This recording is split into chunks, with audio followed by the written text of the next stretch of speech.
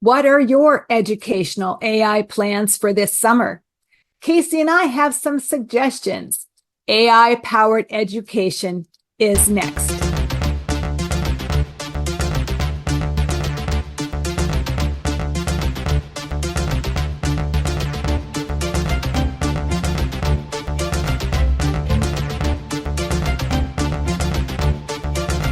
Casey and I are here because we're thinking about the summer and a little extra time to maybe reflect and to plan.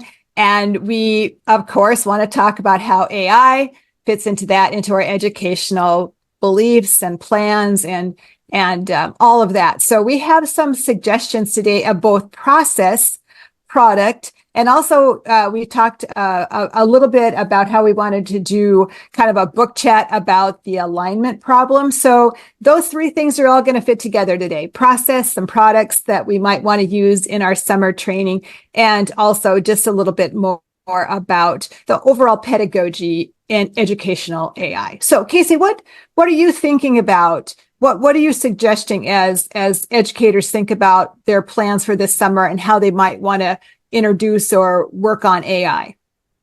Well, I have my ideas about how I will approach my summer planning. And so I think I'll start there. And if people who are watching and listening to this say, you know what, I think I'm kind of on that same path, then maybe we can follow this little journey together and we can see what we discover. But thinking about being fair to myself and to my students and to my district, I think it's important that I reflect naturally. I think about how my school year went overall, big picture. What are some of the big memorable successes that I have just in general, right? Like the things that I think went well. And then areas of weakness that sort of still sit in the back of my mind where I'm like, oh, that didn't sit well. I didn't feel good about that. I didn't like the way that the product turned out or whatever it might be, right? I'm going to take time to do that first and foremost. And then my goal is to think about how have I talked about, thought about, and acted upon AI.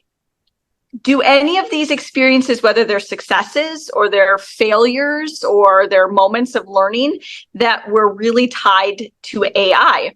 And this could be, these were lessons rooted in AI, or it could be lessons created or feedback generated by, or whatever it is. I want to try to identify where maybe I have some trends myself in my own use of AI.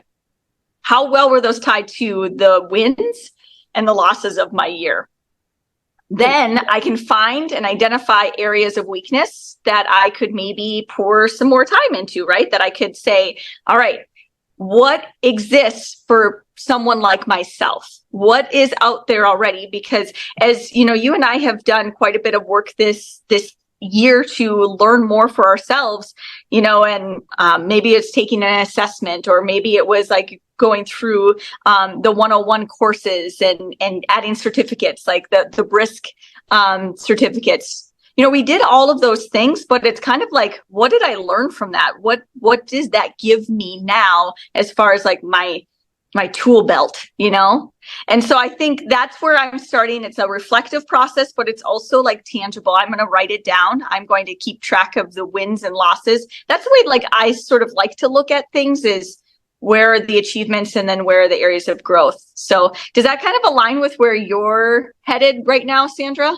Yeah, it really is. I think I do. I jump to a much faster tools in some respect. Like I have like categorizations in my brain. So for sure, I want to make sure, one, learners have an opportunity to grow and learn and have new opportunities they might not know about. And I want to have those new opportunities, and I want to be that pilot, and I want to be that explorer too, right? So those are two categories.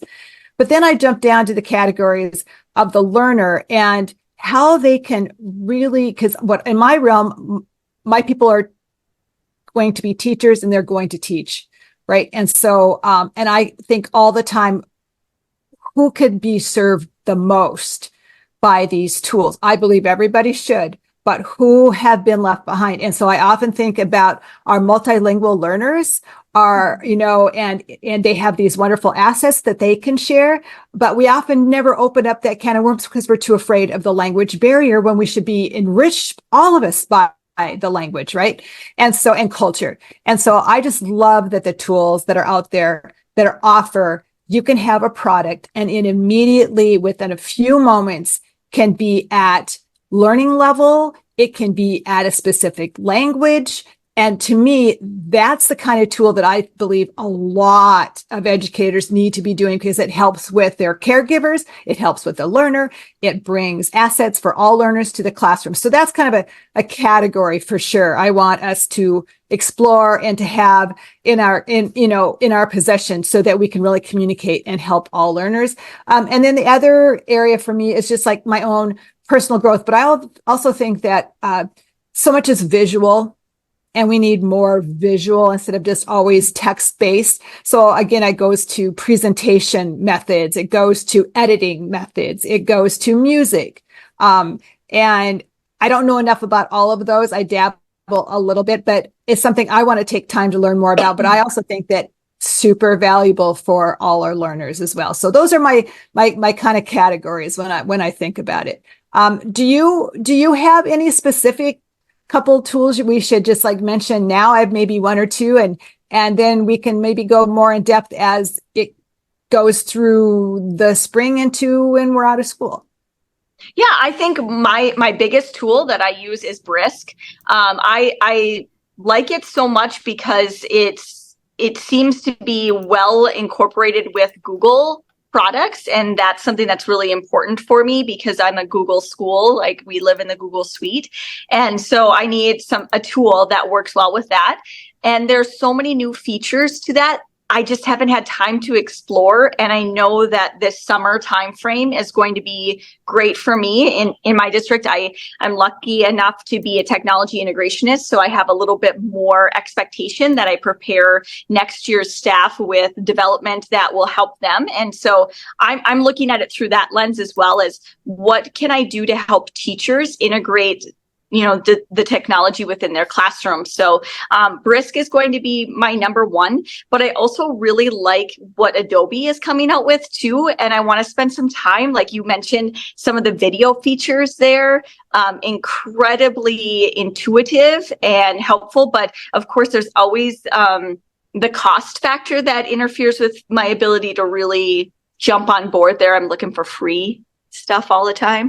Which could be a category in itself, right? Is free. Exactly. Yeah. And so looking at the cost of various things, like the unfortunate thing about Brisk is right now they don't have individual subscriptions. And so you have free Brisk features, but I want the like premium features and I can't buy them just as an individual teacher. It has to be our whole district. So I'm working on talking to our district about what are our options. Is that something we can do? And here's how it can benefit us and maybe save some time and money for staff members, later on.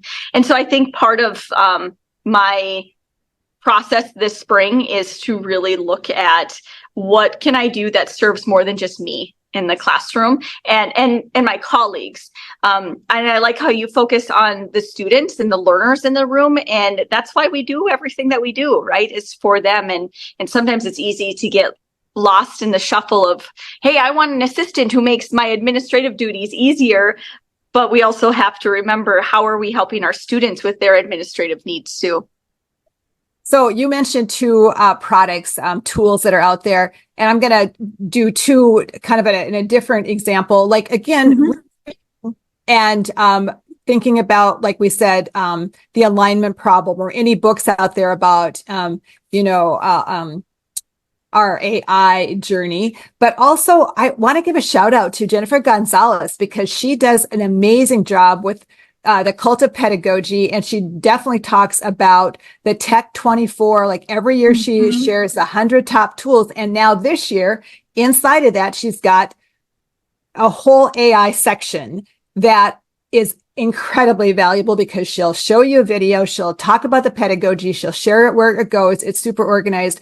So that would be a place also to spend some time reading, but also looking at what Jennifer Gonzalez is offering. And I know you and I will talk more about that through like I said, spring and into our summer. But what you said about asking your tech department, asking your Administrators. own department, ask for money. Ask. If you don't ask, you don't get. So find out if there's money for this. If you love Brisk, then everyone could benefit from it. So make sure that you advocate for that as well. And then finally, I think too, sometimes I think it kind of goes back, we'll wrap this up, is like, goes back to what you talked about. What's the root? Like, what's the root of what's really going on? We don't know the root of what is needed unless we take time to reflect. And I really appreciate you talking about that process of how you've got to start there and look at all your materials before you can go and know what all the cool things that are out there are.